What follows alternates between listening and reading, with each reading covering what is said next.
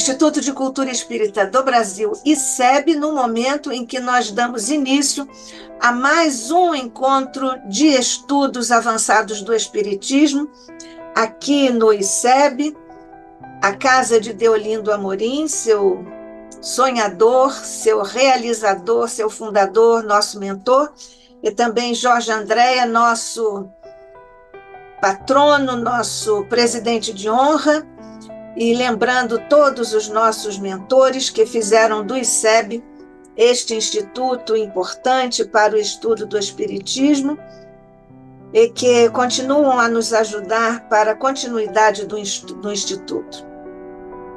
Sob as tuas vibrações, mestre, nós continuamos aqui ao lado dos nossos mentores, sobretudo Jesus, junto ao teu coração, do qual recebemos nesta hora as vibrações sublimadas, recebendo de tua mente o influxo de raios de tua inteligência, e muito especialmente, Jesus, nós te rogamos, ao te agradecermos essas bênçãos, que faças pousar por sobre a mente e o coração de nossa querida irmã, companheira, amiga, Rosa Rita Martins, que vem mais uma vez nos trazer o fruto de seus estudos.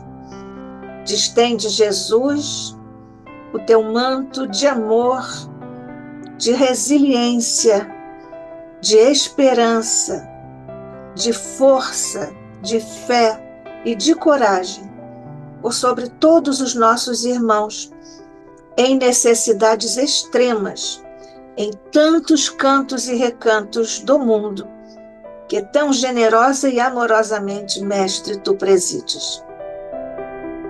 Guarda-nos, portanto, principalmente a eles todos, na tua paz e na tua luz, sob o olhar de nosso Pai. Assim seja, hoje e sempre.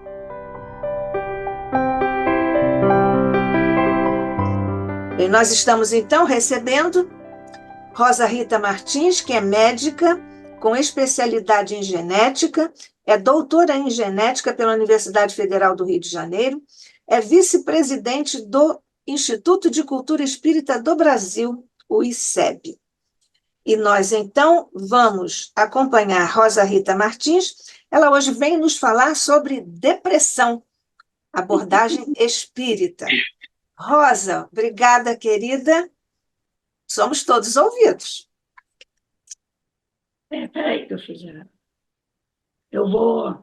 Bom, eu hoje vou pedir desculpas antecipadas, a minha voz está levemente diferente, todo mundo repara, mas eu acho que a gente vai conversar, talvez não conversemos tanto quanto eu falaria normalmente, mas o suficiente para que a gente possa falar sobre o nosso tema de hoje, sobre a abordagem espírita da depressão. Então, nós vamos falar um pouquinho sobre a depressão e vamos falar um pouquinho como a gente vê na nossa doutrina a depressão. Desde o século XX, que a depressão teve um grande aumento na população geral. E depois da pandemia, uma estatística que ficava entre 6 a 8% da população geral, quase que dobrou pela ansiedade que esse evento trouxe a toda a população mundial. Eu baseei meu estudo de hoje não só nos livros da codificação espírita, mas também em 2 livros, Reconstruindo Emoções, de Iracy Campos, que foi psicografado para Iracy Campos e ditado por Nise da Silveira, que foi uma psicóloga e psiquiatra muito importante na mudança da conduta no tratamento dos doentes psiquiátricos, não só aqui no Brasil, mas ela levou todos os seus trabalhos para a Europa, para os Estados Unidos. Ela foi contemporânea de Jung. Ela discutiu essas novas terapêuticas, essa nova maneira de olhar as doenças psiquiátricas com Jung. Foram amigos trocaram muita correspondência sobre esses temas. E o segundo livro é O Triunfo Pessoal, da coleção de Joana de Anjos, da coleção psicológica dela, que é do capítulo 3, que fala sobre os tormentos psicológicos.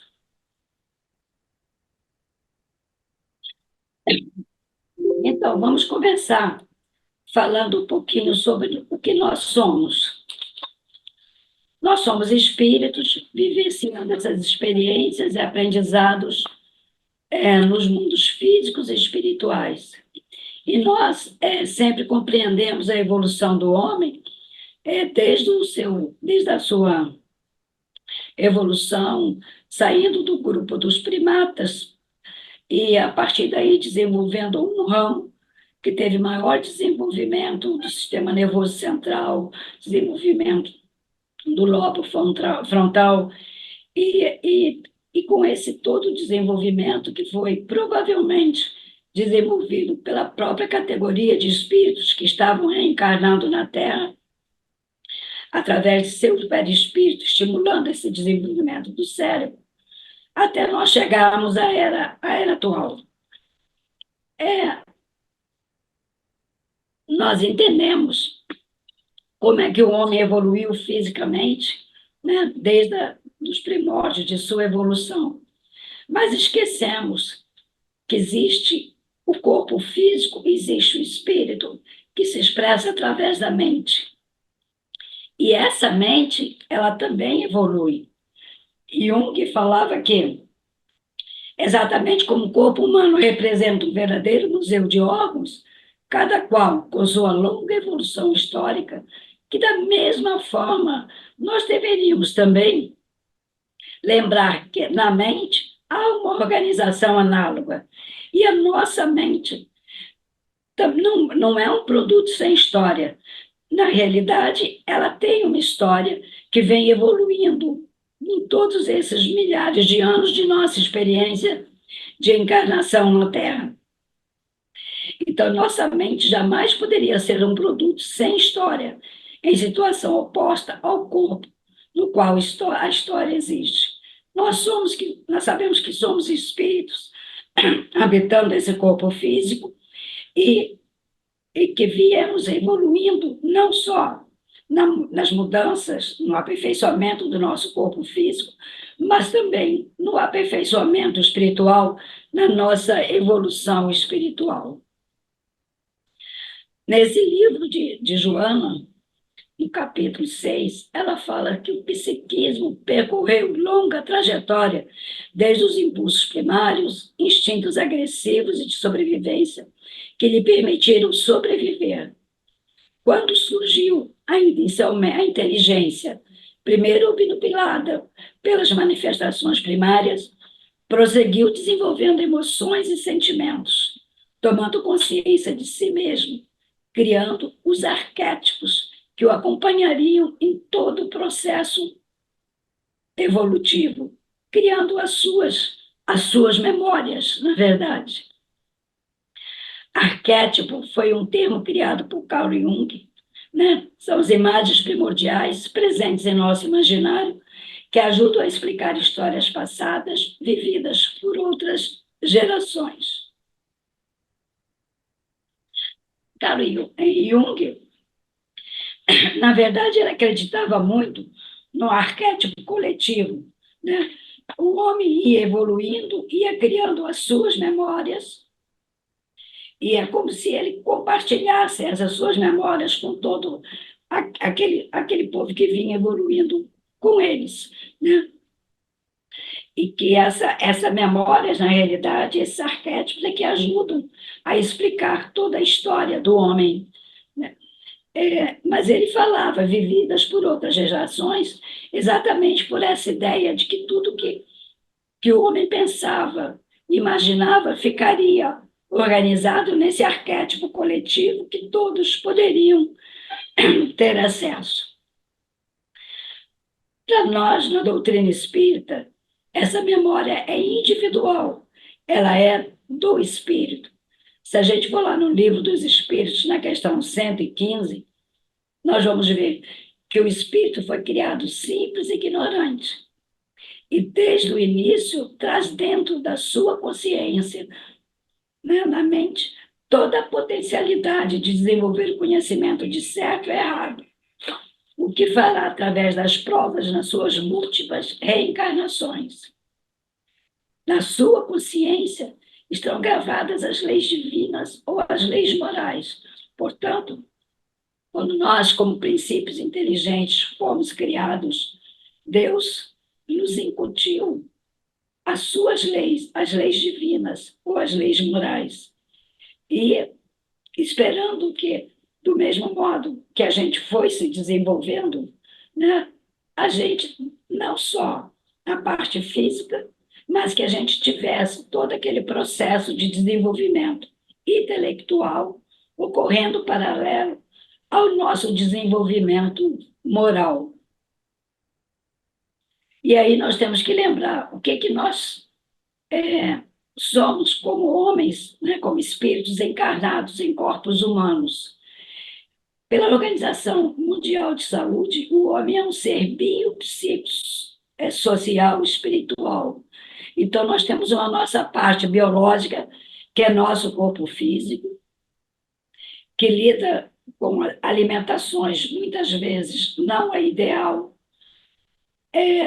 que lida com o abuso, às vezes, de drogas, álcool e de próprios alimentos errados, que expressa não só o nosso estresse físico, mas o nosso estresse mental. Então, assim, nós, na nossa geração, no século XXI, ainda estamos muito longe de cuidar do corpo físico, como deveríamos, né, da maneira ideal, manter uma alimentação saudável, uma atividade física saudável, né, e, e, e interagir com o meio ambiente de maneira que a gente deixasse o meio ambiente saudável para que realmente pudéssemos ou possamos evoluir tudo o que a gente poderia em situação mais ideal. Social representa a nossa interação com o próximo.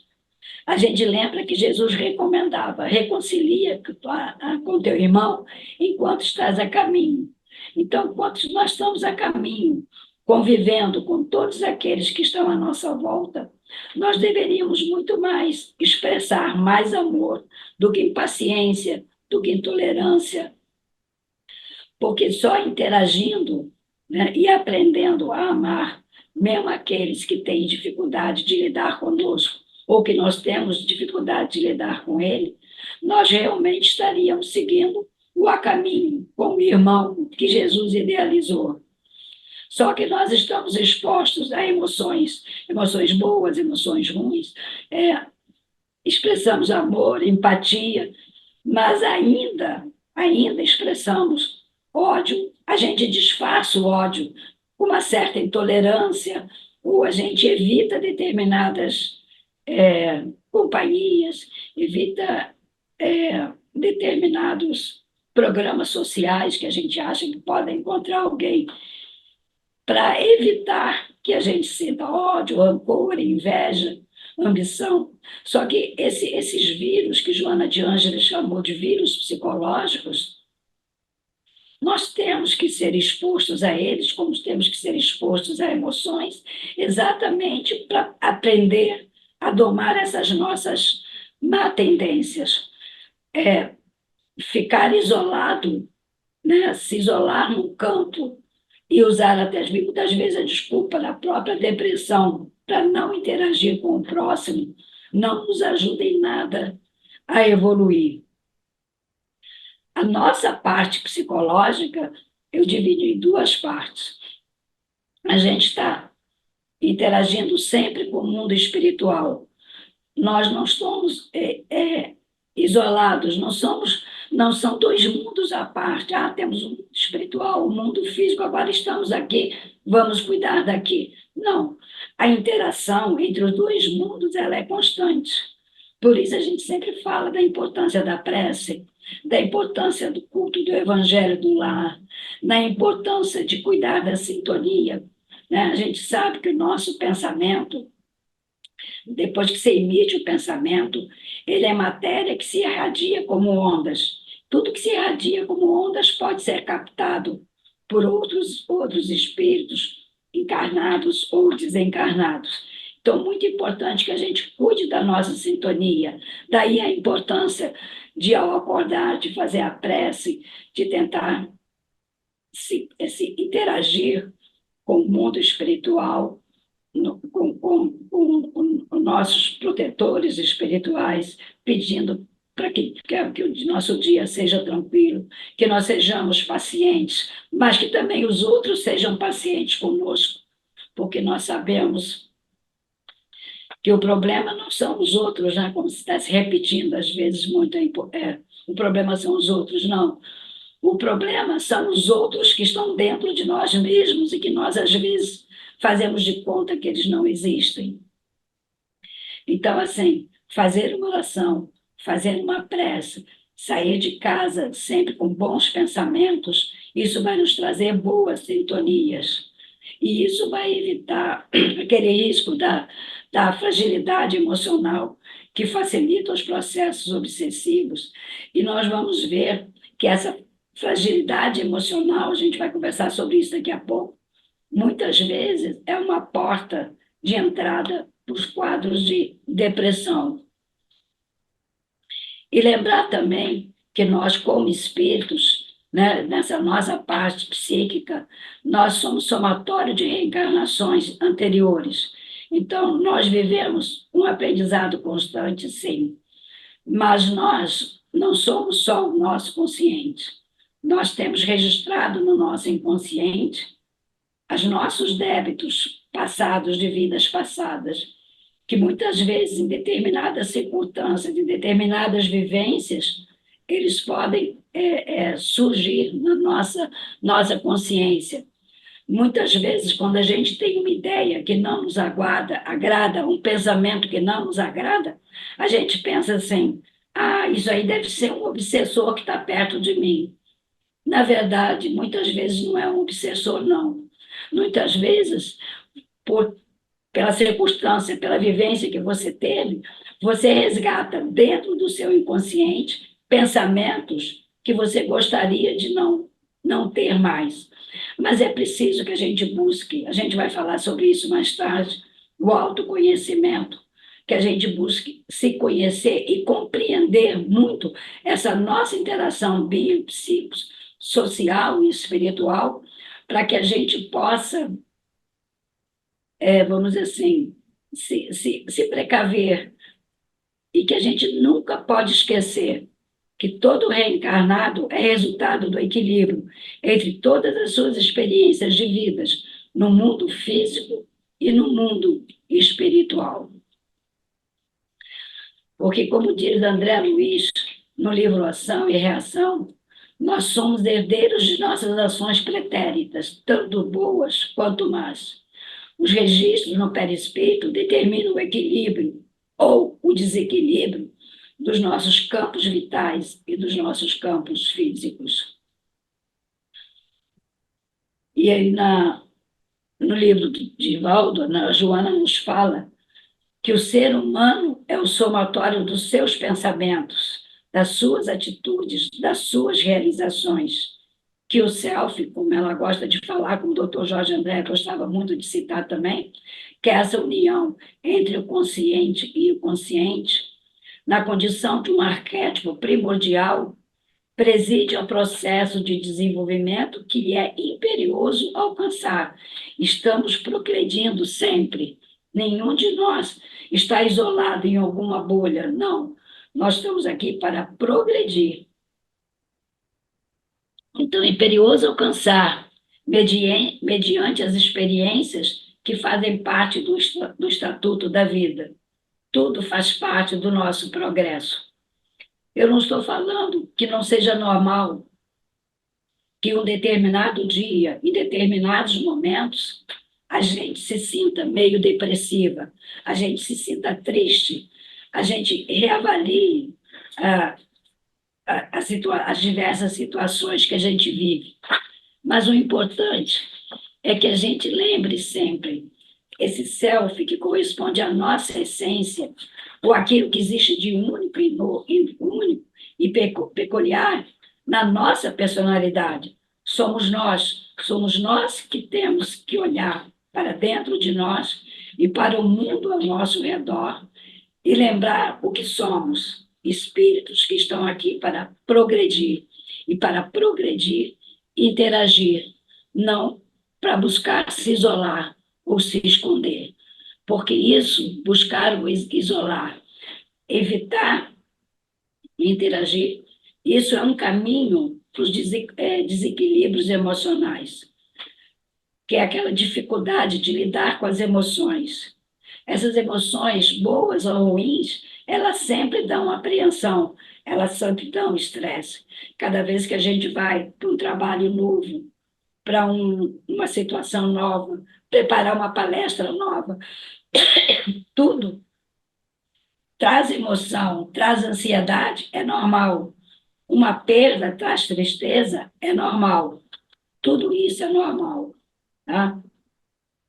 Ter essa ansiedade maior ou menor é normal. O que a gente não pode fazer disso é um extremo, é não se deixar dominar por essa ansiedade maior, né, de lidar com esse estresse, porque isso leva ao desequilíbrio emocional, as dificuldades de lidar com as emoções. E aí a gente, muitas vezes, a gente, talvez até por vaidade, por se achar já um ser meio superior, que não se incomoda com coisas do dia a dia, da vida, né? A gente se diz doente. É muito comum a pessoa dizer, hoje eu não acordei bem, eu não estou me sentindo bem, eu não sei, talvez eu esteja precisando ir no médico. Mas, às vezes, o que está nos deixando mal, entre aspas, é a dificuldade de lidar com as emoções, a dificuldade de lidar com o dia a dia, né? Então, assim, a suscetibilidade genética que a gente pode ter e o corpo físico influenciam o nosso comportamento, interagindo na secreção ou de ação de neurotransmissores.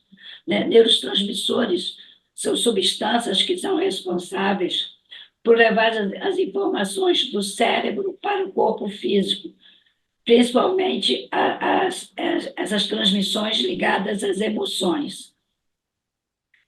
E aí a gente tem que lembrar o seguinte: quem tem emoção é o corpo físico? Não. O corpo físico, ele expressa as emoções do espírito. Somos nós, espíritos, que ficamos ansiosos, que acabamos interferindo na transmissão desses neurotransmissores, desses neuropeptídeos, e passamos para o nosso corpo físico. É como se a gente passasse para o nosso corpo físico essa nossa ansiedade. E aí as células, elas não vão trabalhar direito, elas não vão conseguir passar substâncias importantes como dopamina, serotonina, para manter o nosso equilíbrio emocional.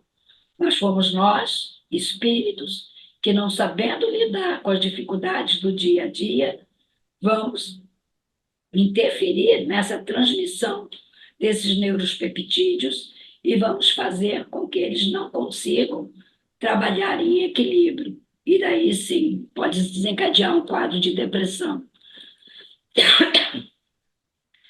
Então, o que é o espírito? Ele guarda o nosso inconsciente. O inconsciente é um depositário de experiências de vidas passadas.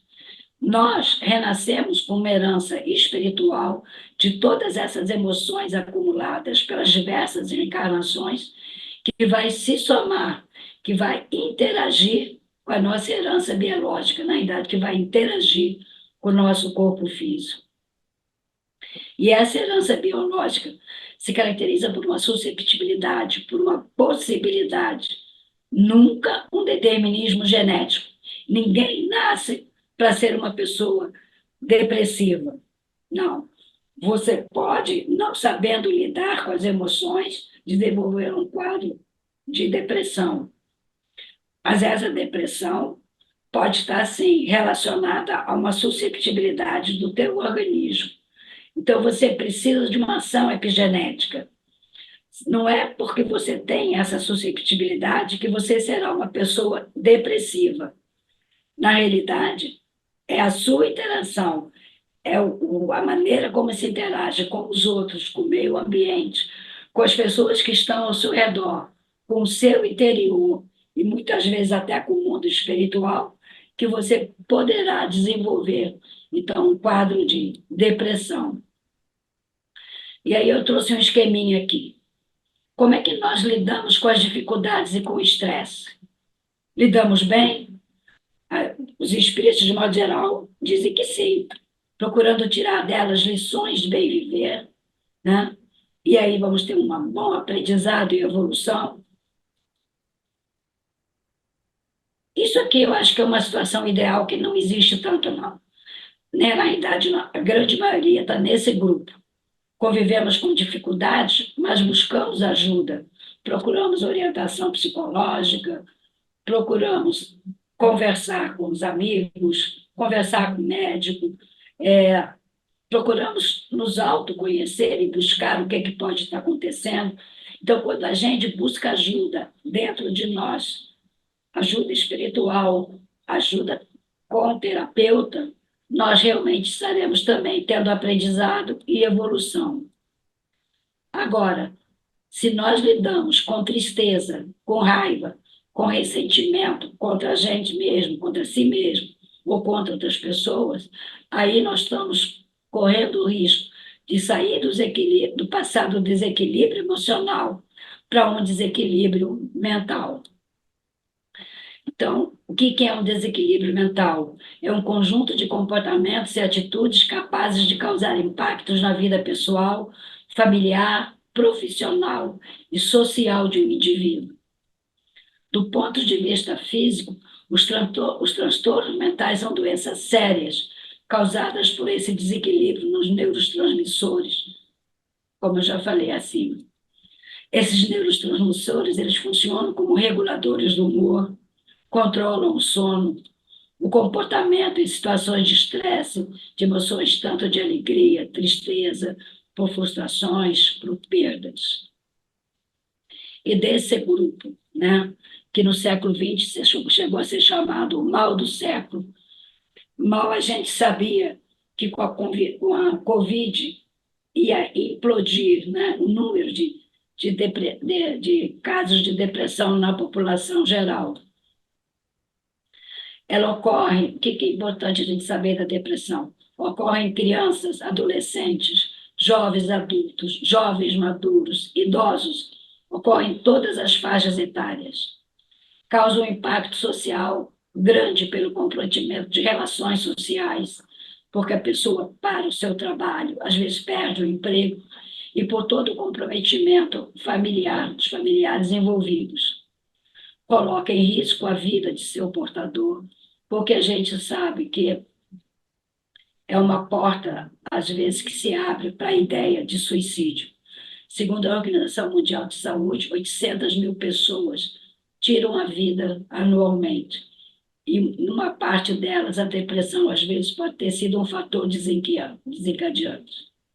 Hoje, na era pós-Covid, a depressão ocorre em 10,4% da população mundial. Acomete estatisticamente mais mulheres, 2 para 1. Jovens adultos solteiros e nos países de clima frio. Na realidade, eles acham que como as pessoas, nos países de clima frio, o inverno é muito mais rigoroso, as pessoas ficam mais isoladas e isso poderia facilitar. Agora, em relação às mulheres, eu não acredito tanto.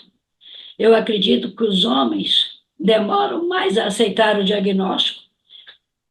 Eles não acham que eles acham que depressão é coisa de mulher. Não é um homem que é homem não fica deprimido.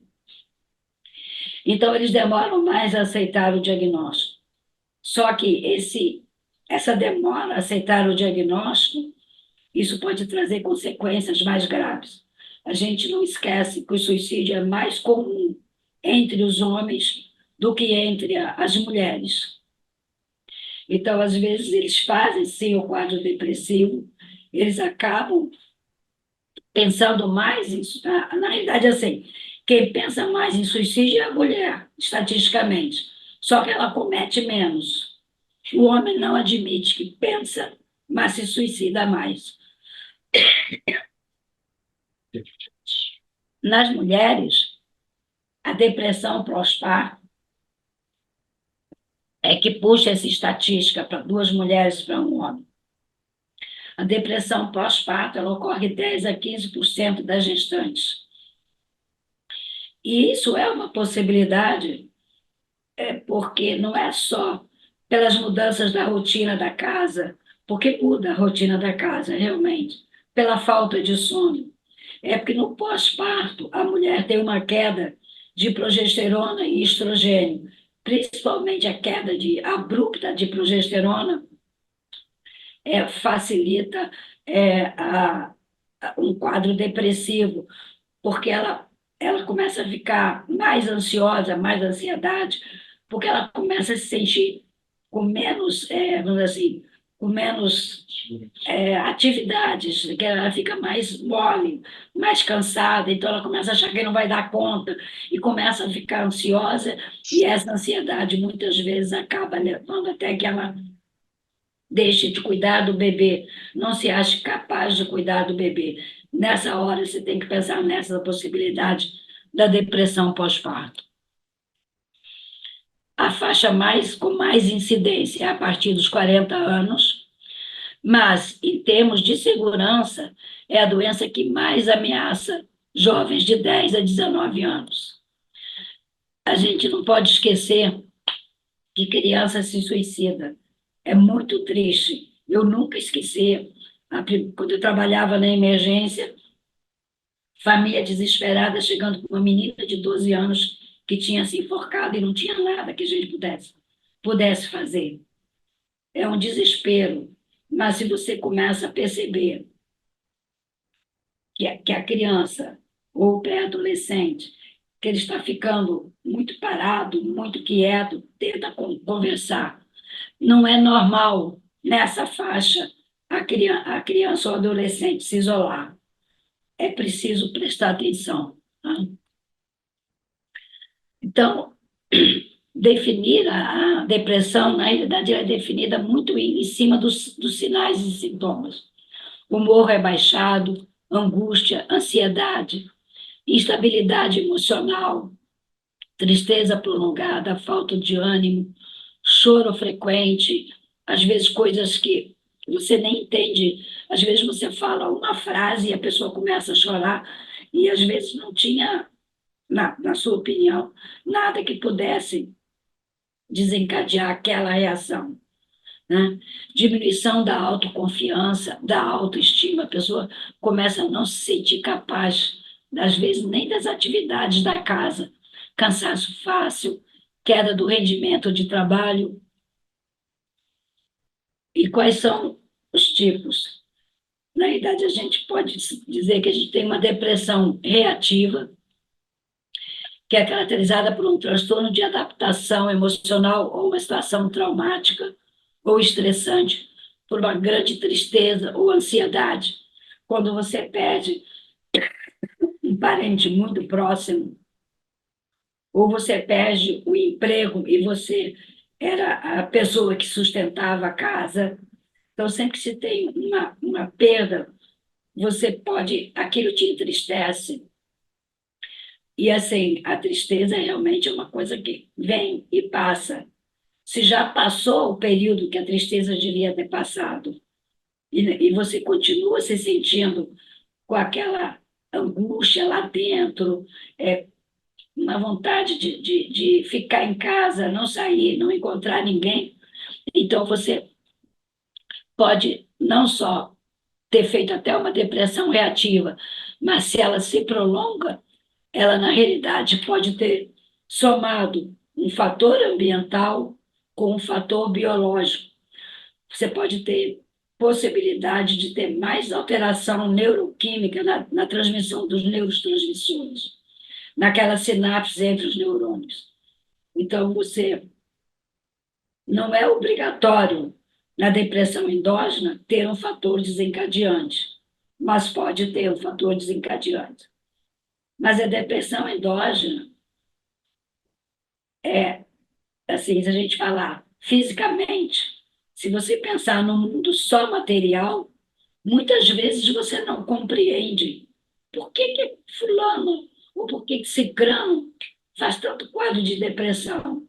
A pessoa tem boas posses, um excelente trabalho, uma família muito boa, mas a gente esquece muitas vezes, a gente vai voltar para o mesmo ponto como eu comecei, que nós somos espíritos, nós temos todo um passado de experiências que às vezes não foram muito boas. Se essa pessoa, numa vida passada, ele perdeu o emprego e por causa desse perder esse emprego, perdeu a família e acabou às vezes num suicídio, ele pode, esse fator desencadeante, pode rememorar nele, nos seus arquétipos, o quadro que ele já vivenciou e ele traz daquele passado uma culpa que agrava toda a sua situação. Então, assim, nós não temos como saber. Não julgue nunca uma pessoa pela aparência, porque a aparência não, nem sempre a pessoa aparenta o que ela realmente é. O que importa é, seu amigo está com quadro de depressão, seu parente está com quadro de depressão, busca ajudar, busca alertar e procurar, de qualquer maneira, levá-lo para o tratamento. Porque a depressão endógena, ela melhora muito, porque esses desequilíbrios nos neurotransmissores têm tratamento. E com o tratamento, a pessoa começando a se sentir com mais disposição, ela vai se sentir mais forte até para enfrentar o problema que foi o desencadeante. Existe a distimia. A distimia é aquela pessoa que tem uma tristeza crônica, aquela pessoa que você nunca vê a pessoa bem, nunca vê a pessoa interagindo. Você, ela não é tão grave como a depressão. Ela não leva ao risco do suicídio, mas ela nunca melhora de humor. Ela também precisa de ajuda, ela também precisa de tratamento. Então, os transtornos reativos são esses: perda de entes queridos, amigos, desemprego, frustrações com o trabalho, frustrações com o casamento, frustrações com os filhos. A gente às vezes esquece que nossos filhos são nossos filhos nessa vida, mas eles também têm todo um histórico deles como espíritos que são. Então, assim, entre tristeza e depressão, o que diferencia é o tempo de duração e a intensidade do quadro. Mas agora eu queria chamar a atenção para uma doença. Quando a depressão vira uma doença da moda, ela também começa a ser superdiagnosticada. E muitas vezes a gente esquece que existem determinadas doenças que, por si só, dão uma queda de status geral, dão a dinamia, que é a falta de ânimo, dão cansaço fácil, né?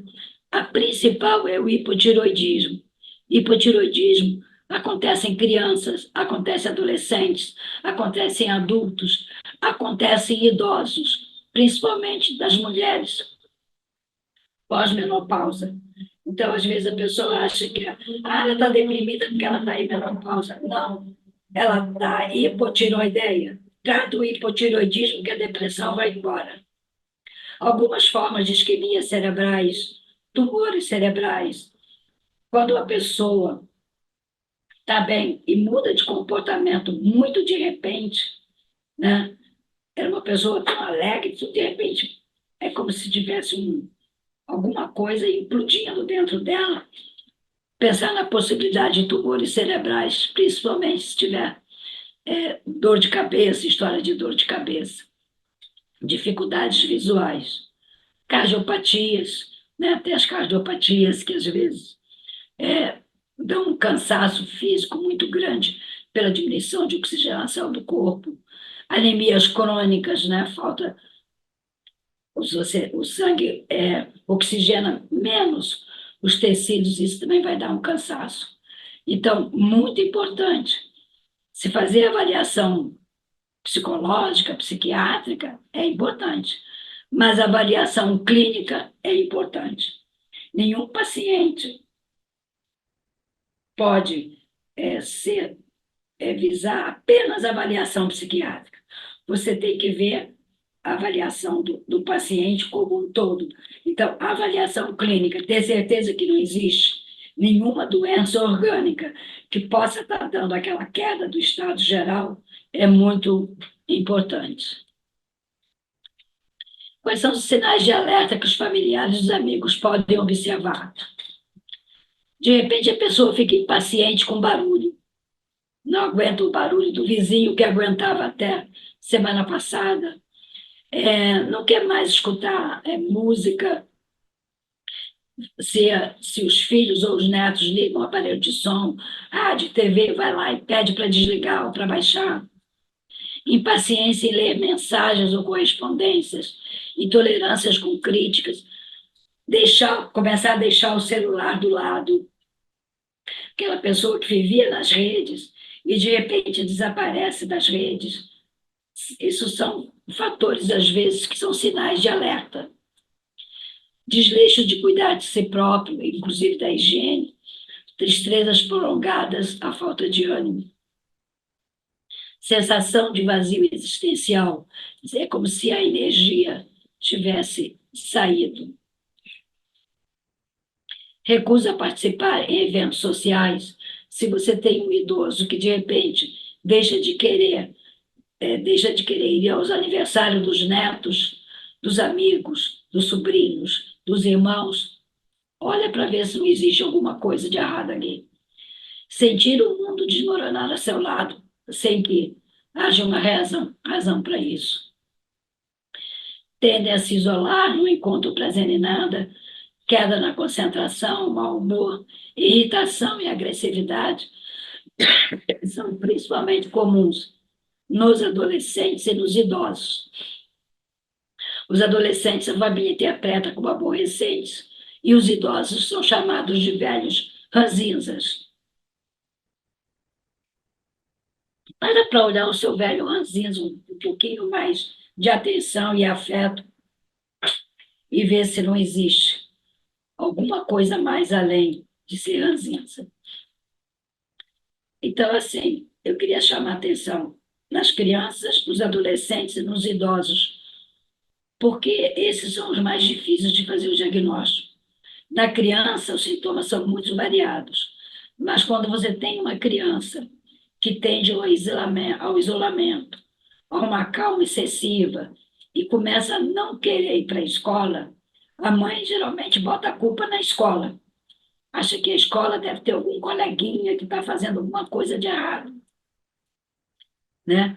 Ou se, por outro lado, a criança começa a ficar muito mais agitada, começa a se autoagredir, você insiste lá para a escola na marra, chega lá, ele bate nos colegas. Então, você deve levar tratamento psicológico em criança. É um tratamento extremamente rápido. Eu não sei nem por que os pais, às vezes, demoram tanto a levar a criança para uma avaliação. Criança não é adulto que fica racionalizando e pensando e que mistura seus sentimentos com as raivas e às vezes, ressentimentos. Criança é muito mais verdadeira. O tratamento de depressivo na criança, o tratamento psicológico, a resposta, às vezes, é em 2, 3 meses. E a criança com dificuldade de dormir, né? Tem despertar noturno, tem terror noturno e durante o dia fica sonolenta. No adolescente, é insegurança, mau humor, hostilidade, irritabilidade ou então retraimento. É o adolescente que começa a não querer ir para a escola, não gosta de ninguém, é pessimista com tudo e com todos. Se sente que existe uma insegurança, mas a falta de interesse pela escola costuma ser um dos primeiros sinais de depressão na adolescência. Queixas clínicas vagas de estar cansado, que na escola dá dor de cabeça, mudança de apetite, tanto diminuir o apetite como comer demais, tudo isso pode ser umas formas de depressão. No idoso, atinge 10 a 27% dos idosos. O humor também fica deprimido. Como os adolescentes ficam irritados e impacientes, o cansaço, dificuldade de manter as rotinas que mantinham antes. Quanto mais dificuldade de manter a rotina, mais irritados eles ficam. E aí eles ficam buscando uma doença.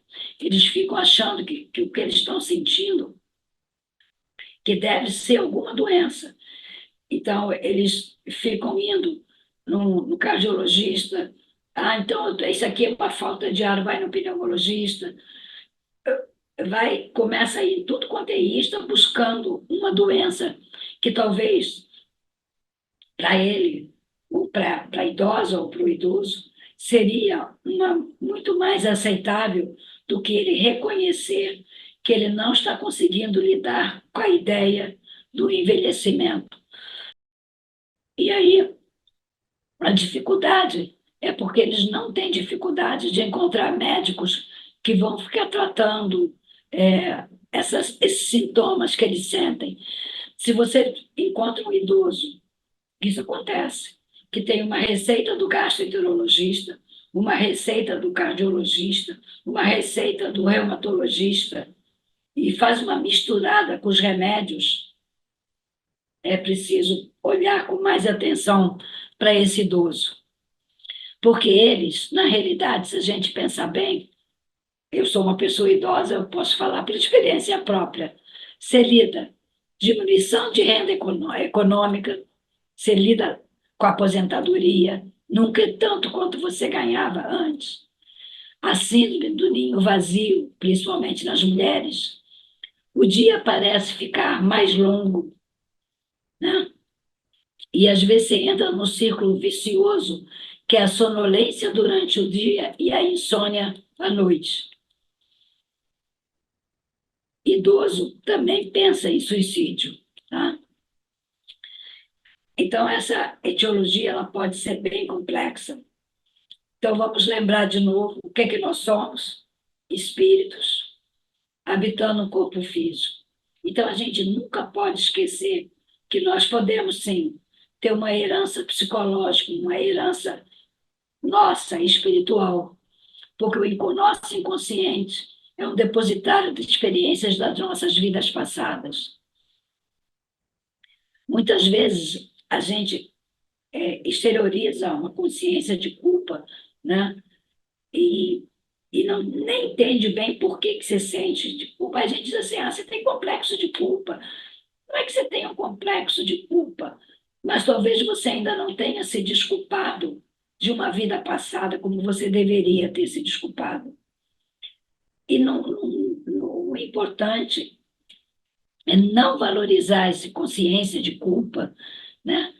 Mas trocar essa consciência de culpa por uma consciência de responsabilidade.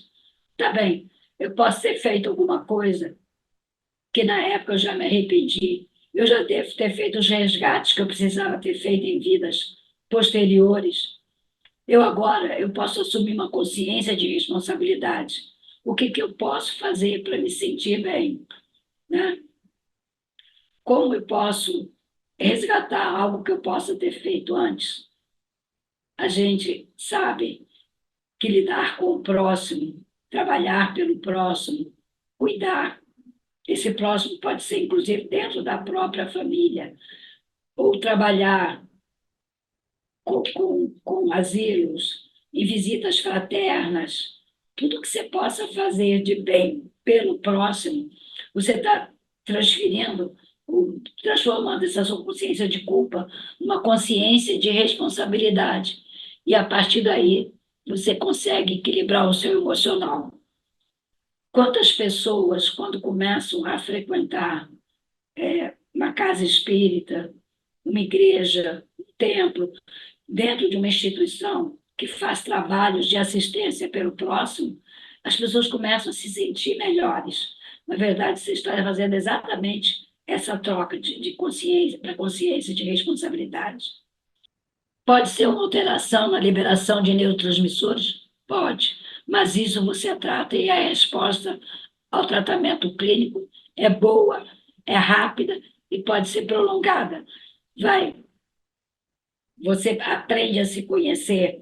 Então, se você tiver uma recidiva, um novo fator desencadeante, você mesmo vai perceber quando você precisa voltar ao tratamento. Pode ter uma ação epigenética no desencadeamento? Pode. Reação a um fator externo, a depressão reativa, que eu já falei, o luto, a perda afetiva, tudo que a gente já de certa maneira, eu já adiantei antes, tá? O importante é isso aqui. Tem boa resposta ao tratamento clínico e à psicoterapia. Só que 75% dos portadores recusam atendimento especializado. Eles não se preocupam em ir no cardiologista, na nutricionista, no endocrinologista, no urologista, com todos os istas que eles puderem. Mas você não consegue levar, às vezes, para uma avaliação psicológica, né? Principalmente os homens. Os homens têm muita dificuldade de admitirem que possam estar precisando de uma ajuda. Um percentual dessas pessoas realmente desenvolvem doenças psicossomáticas, que é quando você, em vez de você dizer que está ansiosa, você diz que tem um aperto no coração. Não é incomum aquela pessoa que chega na emergência dizendo que está infartando, porque ela sente aquele aperto e ela ouviu falar que no infarte a pessoa tem uma dor em constricção, né? E aí ela pensa, não, eu tô. E aí muda de cardiologista, né? Eu conheci uma pessoa que era depressiva, na realidade só melhorou da dor do coração dela quando ela tratou a, a, a depressão. Mas até lá, ela era uma paciente que de 15 dias estava numa emergência para tratar um infarto agudo que ela estava tendo. Na realidade, ela não conseguia mais suportar a angústia que ela sentia, aquele aperto no coração. Na realidade, era angústia. Então, assim, só que elas acabam achando uma desculpa. Elas conseguem médico que tratam. Mas o ideal mesmo é tratar. Porque a depressão, ela leva a uma decepção consigo mesmo, né? Fica deprimido, mas fica mais deprimido ainda por estar deprimido. Tem uma baixa autoestima, acabam tendo a insônia, que dá mais cansaço, mais adinamia, não conseguindo fazer as suas atividades, ficam mais depressivos, mais decepcionados consigo. E aí entram nesse ciclo vicioso. E qual é o risco quando a gente entra nesse ciclo vicioso que te deixa tão para baixo? O risco é a obsessão. É você acabar sintonizando. Você tem dois riscos para a obsessão.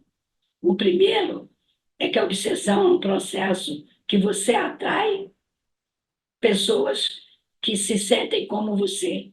Então, você já está deprimido sozinho, você atrai espíritos depressivos. E, de repente, você carrega a sua depressão mais dos depressivos que acham que encontraram uma pessoa que pensa como eles, que é como eles. E sempre aquele risco de ter um obsessor esperando uma oportunidade para te derrubar de vez, para te estimular ao suicídio. Então, antes de entrar nesse ciclo vicioso, o ideal é procurar ajuda e o tratamento, né? Iraci, né, a doutora Nise da Silveira, ela ditou para Iraci o seguinte: um dos grandes desafios do ser humano é controlar os pensamentos que alternam entre positivos e negativos. Quando são pensamentos positivos, são benéficos e auxiliam a superação das dificuldades, trazendo o equilíbrio do corpo físico e também das emoções, e eu diria, e também a proteção contra processos obsessivos. Quando são pensamentos negativos, configuram-se em pensamentos intrusivos, obsessivos e automáticos, provocando grandes desajustes emocionais no ambiente e fisicamente desencadeando inúmeras disfunções do sistema imunológico endócrino através de grupos de neurotransmissores e bioquímicos. Então, o importante, sim, o tratamento medicamentoso específico, que leva à melhora da função dos neurotransmissores, tratamento psicoterápico, atividades físicas, os passes, a água fluidificada, o tratamento espiritual, criar o hábito da prece, o culto do evangelho no lar, as leituras saudáveis. Somos espíritos habitando o corpo físico. Temos que tratar nosso lado espiritual, temos que tratar nosso lado físico. E o importante, o trabalho voluntário. Trabalhar pelo próximo, né, não faz bem só para o próximo, faz muito bem para você também. Mas buscar também o autoconhecimento, isso é muito importante também. Aconteceu? Por que aconteceu? O que eu posso ter? Aonde eu posso ter descuidado para chegar num determinado ponto? Então, a gente sempre lembra da frase que Sócrates leu lá no templo de Delfos. Delfos, conhece-te a ti mesmo. E Santo Agostinho, na questão 919, ele fala: o conhecimento de si mesmo é a chave do progresso individual, é a proteção que muitas vezes você precisa para não entrar na cilada da depressão.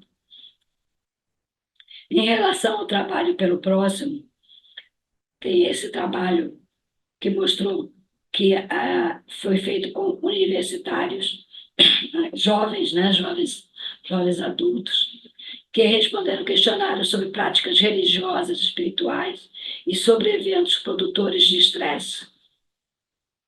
E o estudo mostrou que o bem-estar espiritual, aqueles que desenvolviam, frequentavam cultos religiosos e praticavam trabalhos pelos próximos, que atua como levando ao bem-estar espiritual, fator protetor para transtornos psiquiátricos menores, sendo a subescala de bem-estar existencial a maior responsável pelos resultados obtidos. Então, a gente não pode esquecer nunca: fazer o bem, faz o bem a quem o recebe, mas faz o bem também a quem o faz. Então, eu estou encerrando. Eu queria encerrar com essa frase, esse texto de Buda, que fala que o segredo da saúde mental e corporal está em não se lamentar pelo passado, não se preocupar com o futuro, nem se adiantar aos problemas, mas viver sábia e seriamente o presente, para que a gente não perca o presente, não perca a oportunidade de viver dia a dia toda a programação que nós fizemos no mundo espiritual para essa vida que estamos tendo na Terra agora. Era isso, Nádia. A voz ficou diferente, mas deu para ir até o final.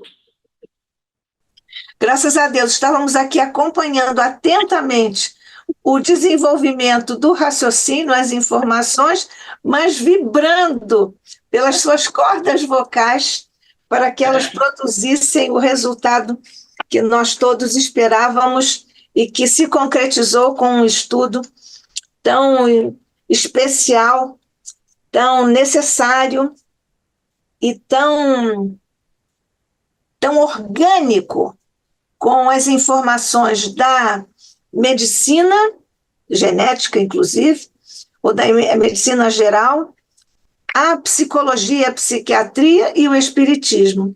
Foi um belo apanhado e nós agradecemos muito. Nós temos aqui, Rosa, o Carlos Nascimento, nosso Carlos, diz o seguinte: será, Rosa, que jovens e crianças influenciados por jogos ou desafios feitos em suas redes sociais e acabam se suicidando, será que eles já tinham uma predisposição para a depressão? E o Carlos diz: tenho um amigo que perdeu o filho de 16 anos assim, muito triste. Ou ainda, ele faz um desdobramento disso, parece que são 2 ou 3 questões.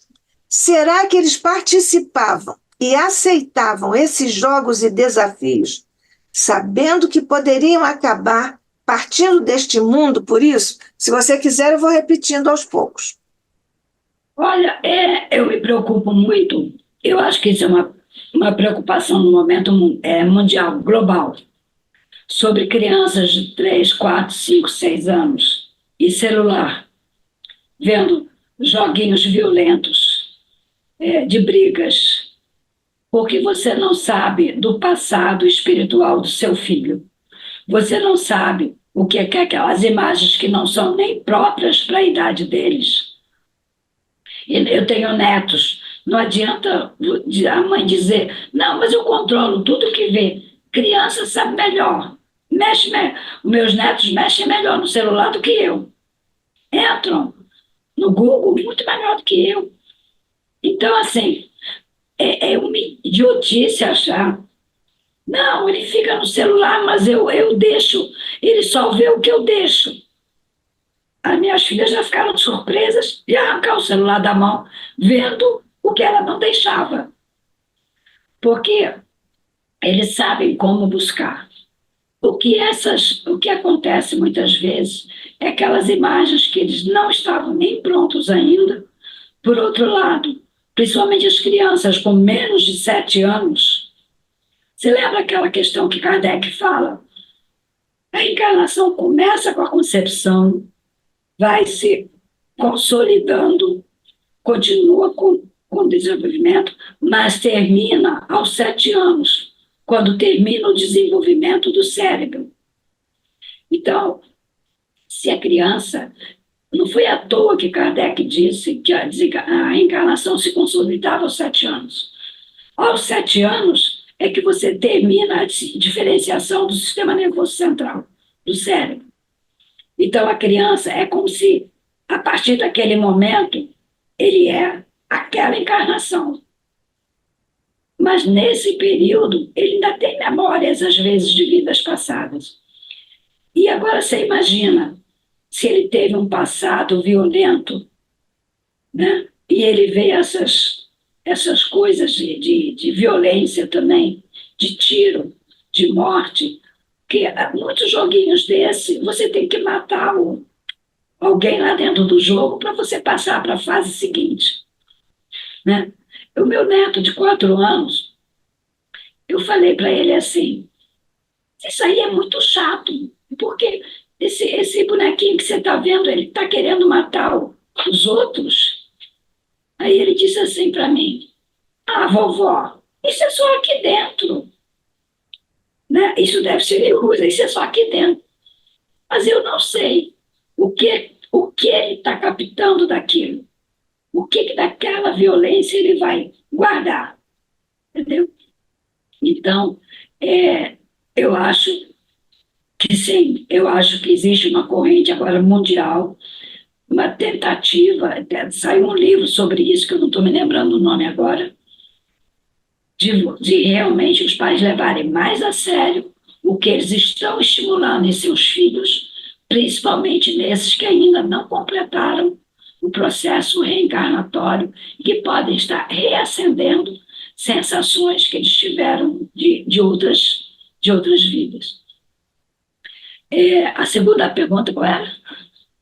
Não, foi um desdobramento praticamente. Ele disse: será que esses jovens e crianças, influenciados por jogos e desafios, participavam e aceitavam esses jogos e desafios, sabendo que poderiam acabar partindo deste mundo por isso? Será que eles buscavam isso Eu acho como assim, um instrumento para o suicídio? Acho que é isso. não, eu já entendi. Na verdade, assim, se era um adolescente depressivo, se ele não encontrava graça nenhuma na vida que ele estava vivendo, é como se ele dissesse assim, já que a minha vida não vale nada mesmo, ninguém me ama, ninguém me quer, meus pais não se incomodam comigo, então, se eu posso realmente fazer o que esse cara está me dizendo, que pode ser que é assim. E a fantasia de que isso seja só um jogo e que realmente não vai morrer, né? Eu não acho que todos os que cometeram, quando foi naquela época da baleia assassina, que todos aqueles que fizeram tinham realmente a ideia de que poderiam morrer. Mas há poucos, um ano atrás, na escola da minha neta em São Paulo, uma colega da turma dela, que era amiga dela, foi até o banheiro da escola, pegou o cinto, botou no chuveiro e se suicidou. Aquela menina sabia o que estava fazendo. Agora, talvez a família não tivesse dado conta do grau de depressão aquela menina estava. Enquanto falava que talvez ela tenha verbalizado isso ou não, mas aí não era um jogo. Ela fez de maneira pensada, né? E programada, porque ela foi fazer isso exatamente no banheiro que ficava mais afastado, que quase ninguém ia. Então, ela fez de maneira programada. Ela era depressiva, sem a menor dúvida. Ela fez isso porque, para ela, a vida não tinha mais sentido de continuar. Então, assim, eu ia falar isso, eu acabei, agora eu me lembrei de uma coisa que eu não falei. Tem pais que adoram filhos quietos, pais que adoram, não, fulaninho nem quer sair de casa, ele fica aqui, vê televisão, fica brincando, mas ele não quer ter amigos. Isso não é normal para as crianças, muito menos é normal para os adolescentes. Se o adolescente ou a criança tem dificuldade de conviver com outras crianças e com outros adolescentes, ela está precisando de ajuda, ela está precisando de amparo, tá? Então, assim, criança quieta demais também é um sinal de alerta. Adolescente que começa não querendo sair com os amigos, começa não querendo fazer programa nenhum, fica só em casa no computador, ou jogando, e que de repente diz, não vou mais para a escola, não é questão de botar castigo, tirar a mesada, é questão de pegar pela mão e levar para consulta com o psicólogo. E se a psicóloga desconfiar de depressão, levar para o tratamento psiquiátrico. É bem. É questão de atenção. Ô, Rosa, é, por que que não adianta você dizer a uma pessoa depressiva: anime-se, vai passear, vai dar tudo certo? Isso tem a ver com uma resistência dos neurotransmissores a essa, digamos, essa frase que é uma coisa superficial. Porque a pessoa, quem diz isso, deve ser aquela pessoa que adora ir beber com os amigos e que acha que isso é a solução de tudo. Na verdade, a pessoa que está depressiva, ela não está querendo encontrar ninguém. Ela está precisando encontrar a si mesma primeiro. Primeiro ela precisa se encontrar, saber o que está acontecendo com ela. Ela não precisa sair para se distrair. Ela precisa sair para ir a um terapeuta. E esse terapeuta avaliar se é depressão e se tem que tomar o medicamento. É disso que a pessoa precisa. Você imagina uma pessoa que está sem ânimo para fazer nada. Só piora você querer convencer que tem que ir, que tem que se divertir, que não tem nada que ficar em casa. Você só deixa a pessoa pior. Né? A pessoa só fica pior porque ela se sente com menos valia. Eu não consigo nem agradar os meus amigos, quer dizer, ela já está ruim, ela fica pior ainda. Ela precisa de ajuda, sim, mas não é ir para a beira da praia e tomar uma cerveja, não é isso que ela precisa. Então, isso ela não vai aceitar, Rosa. Pois O é, depressivo não vai aceitar. O que eu estava te perguntando era o seguinte: há pessoas que, diante de uma pessoa depressiva, elas dizem assim para o depressivo: ah, vai sair, vai para o cinema, isso vai passar e tal. Não vai passar, nós sabemos. A minha questão é: por que que esse tipo de frase ou de aspas, conselho, não funciona? Existe uma relação com os neurotransmissores e tudo mais? não, Não? não funciona, porque não é esse socorro que você precisa. Ela só vai se sentir pior, porque ela vai ver as pessoas rindo, brincando, e ela vai se sentir fora do esquema, ela vai se sentir pior. Na verdade, assim, quem domina os neurotransmissores, quem interfere nos neurotransmissores, é o espírito. Se você quiser fazer uma irradiação para essa pessoa, buscar uma ajuda espiritual para essa pessoa, talvez você ajude mais, né? Você falar numa casa espiritual, fazer uma varredura espiritual, para ver se ali não está havendo um processo obsessivo que está piorando a depressão, vai ajudar muito mais do que você querer que a pessoa saia para se distrair. No momento, a pessoa está doente, ela precisa do remédio, ela precisa da terapia, mas não é o corpo físico que provoca a depressão. É isso que eu queria deixar assim bem claro. Quem está deprimido é o espírito. Ele não está sabendo lidar com as dificuldades que está encontrando nessa vida. Ele não está sabendo, não, o espírito não está sabendo lidar, às vezes, com aquela família, não está sabendo lidar com a profissão que exerce, entendeu? E aí ele acaba interferindo na secreção dos neurotransmissores, e aí acaba desencadeando. Você começa com uma depressão reativa e às vezes você acaba desencadeando uma depressão endógena que só vai melhorar se tomar o remédio. Eu tinha uma outra questão aqui que anotei, mas tem muito a ver com essa sua resposta e talvez até a minha pergunta já esteja respondida, porque eu pensei que em te perguntar, o processo obsessivo pode alterar a função dos neurotransmissores? Que aí não é o próprio espírito que está lidando com os neurotransmissores. O espírito, Nádia, ele não tem como influenciar o corpo de outra pessoa. Ele pode influenciar de espírito para espírito. Então, o processo obsessivo pode influenciar os neurotransmissores através do obsidiado. Do obsediado, mas não diretamente. Então, tá. Ok. Olha, nós não temos aqui perguntas no YouTube, mas temos aqui a Paula Eduarda Canhadas dizendo: doutora Rosa, parabéns. E ela ainda desdobra o seguinte: doutora Rosa, observei com caso familiar que o quadro de transtorno mental parece ser acompanhado de perturbação espiritual. Confere o que fazer. Procurar as duas ajudas.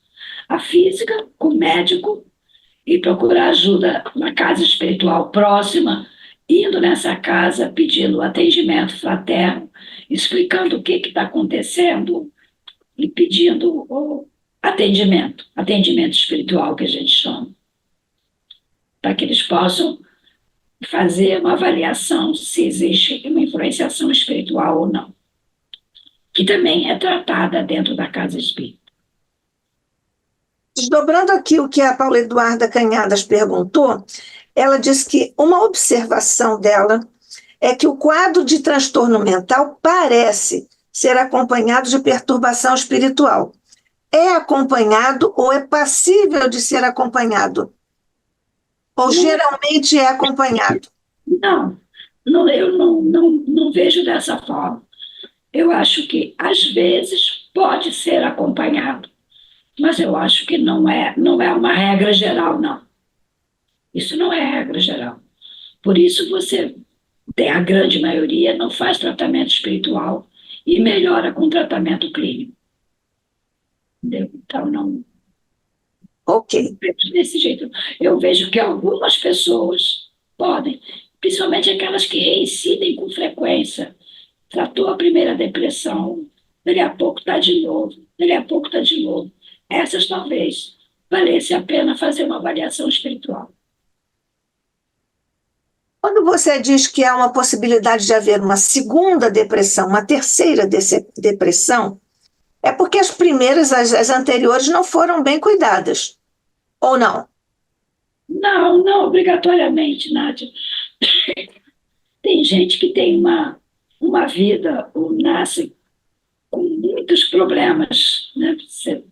Você, a gente não sabe as nossas programações reencarnatórias, mas, de qualquer maneira, tem gente que resolve uma questão, trata, fica bem, daqui a pouco perde o emprego. Aí você vem um outro fator epigenético, a perda de emprego, não tem dinheiro para pagar as contas, aí desenvolve de novo, entendeu? Uhum. Então, assim, não. Quer dizer, aí é pelos fatores desencadeantes.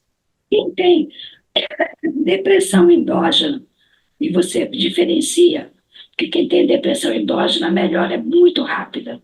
Então, quando você vê uma melhora assim, muito rápida, você já percebe que havia uma alteração física de neurotransmissores, né?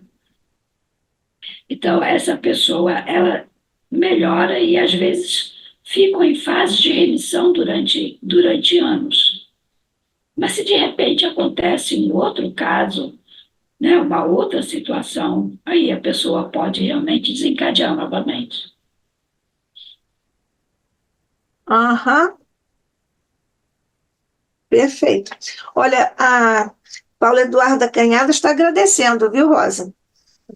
O Carlos Nascimento pergunta: então, Rosa, a reincidência pode ter gatilhos? Sempre vai ter sempre vai ter um fator desencadeante, sim. Sempre não. Você tem pessoas que podem nascer, elas já nascem com vamos dizer, uma alteração na secreção de neurotransmissores.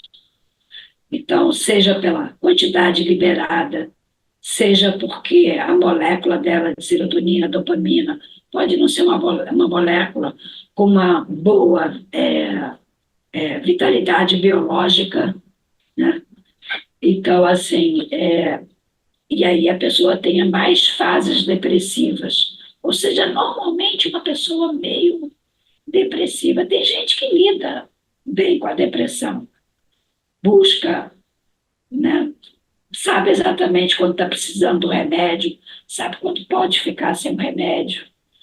Então, assim, a variabilidade humana, cada um de nós é um indivíduo, reage de uma maneira, tanto a situações de estresse, como tem o seu corpo físico, que pode ter as suas mutações, as suas predisposições. Então, assim, é muito variável.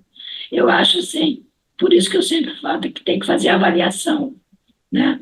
Fazer a avaliação clínica, o clínico não encontrou nada, faz a avaliação psicológica ou psiquiátrica, se for possível, para que eles possam dar o parecer deles, no caso, entendeu? Parente, não, parente pode olhar e perceber que aquele indivíduo precisa de ajuda, mas ele nunca vai poder saber se é ou não antes que ele consulte um especialista. Rosa, o Leonardo Gouveia está perguntando: o transtorno de ansiedade e a síndrome do pânico podem ser encarados da mesma forma que a depressão do ponto de vista de uma inteligência intrusiva? É difícil de responder. Qualquer um de. Você lembra aquela questão do livro dos espíritos? Podem os espíritos interferir na nossa vida? Eu não me lembro o número dela. 459. Acho que o Luiz está falando aqui que é a 459. Não sei. Ou é 259, não sei qual é. Eu sei, mas eu sei a resposta. Pode. E muitas vezes são eles que nos dirigem. Essa é a resposta que os espíritos deram. É o orar e vigiar constante. Eu acho que a gente tem que se amar, tem que se autoconhecer, tem que entender a sua importância para si mesmo, né? E buscar sempre, se precisar de ajuda, buscar ajuda. Porque O Leonardo, a gente vive em sociedade para isso. Leonardo, eu estou achando que a sua pergunta diz respeito mais do seguinte: a inteligência intrusiva eu estou entendendo como um processo obsessivo.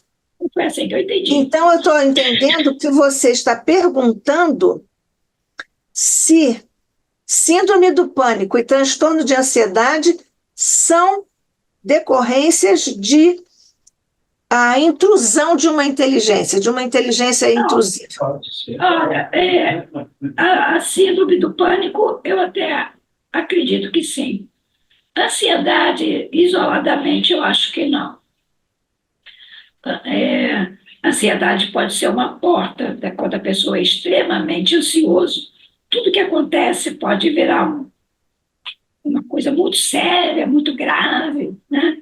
E no dia seguinte você encontra a pessoa está ótima. No dia anterior foi um desespero. No dia seguinte está ótima. Acho que é isso, a pessoa mesmo que está precisando se Calibrar. Chegar a um ponto de equilíbrio. Mas a síndrome do pânico, ela pode, eu não estou dizendo que todos têm processo obsessivo, mas o que caracteriza a síndrome do pânico é uma prisão voluntária. Você se prende dentro de casa. Você em casa até fica bem, mas você não pode imaginar em botar o pé para fora, porque se desencadeia taquicardia, sudorese, ansiedade, tremores, entendeu? Então, assim, tem um tratamento específico para a síndrome do pânico? Tem os remédios específicos para tratar a síndrome do pânico. Mas o obsessor pode se aproveitar, né? E quando a pessoa tenta reagir, ir lá e dizer: não sai, se você sair, eu vou te pegar lá fora. Não sai, você vai ser atropelado. E ficar botando essas ideiazinhas, aí sim, pode, como está no livro dos Espíritos, eles podem influenciar, sim. Paula Eduarda Canhadas voltou aqui e pergunta: e a relação simbiótica entre o obsessor e o obsidiado pode interferir no resultado do tratamento? Por isso que tem que fazer os dois tratamentos. Por isso que o ideal é fazer os dois. Porque essa simbiose, às vezes, é tão forte que nem vamos dizer assim, o paciente quer se tratar. É aquele que você entrega o remédio na mão, eles botam na boca, você sai, cospe o remédio e joga fora. Entendeu? Às vezes o doente faz isso. Na realidade, ele, né, é difícil. Eu acho que, lógico que cada caso é um caso, mas o doente ele tem que entender a importância do tratamento. Senão, ele vai burlar e não vai tomar o remédio. Entendeu? E esse não tomar o remédio pode estar sendo influenciado por um obsessor? Pode. que sabe que se ele tomar o remédio, ele vai equilibrar uma parte do organismo. E aí pode começar a melhorar, entendeu? Bom, nós temos aqui, obrigada Paula Eduarda Canhadas, obrigada Leonardo Gouveia, obrigada Carlos Nascimento e obrigada a todos que estiveram aqui conosco em ambos os planos de existência, acompanhando esse estudo tão interessante, tão presente, com tantos desdobramentos, informações e orientações para a nossa vida no cotidiano e na gestão da nossa encarnação. Eu devo confessar que ao longo da sua exposição eu ficava um pouco, não vou dizer ansiosa não, viu? Mas eu ficava assim, vibrando muito para a sua garganta aguentar e nós chegarmos como chegamos a um excelente termo da sua exposição, em termos de conteúdo e, claro, da vitalidade de suas cordas vocais, e nós todos estamos aqui muito agradecidos. Hein? Quando dava aula, eu tinha esses processos, né? Então, o Luiz me perguntou assim, mas vai conseguir falar? Eu falei, eu sei que eu vou. A voz nem sempre fica tão agradável, mas eu sei que eu vou. Mas ela vai até o fim, né? Ela vai até o fim. Isso.